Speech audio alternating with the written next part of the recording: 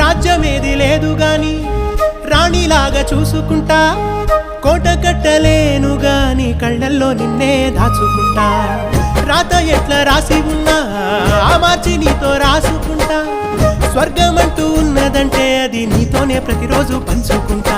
నిన్ను గన్న మీ నాన్న కన్నా అల్లారు ముద్దుగా సాదుకుంటా. నీకు కోపం వస్తే కొంత దూరం ఉంటా, నువ్వు గీత గీస్తే నేను దాటనంటా. కంట నీరు కంటి రెప్ప దాటకుండా కాటుకై కావాలుంటా.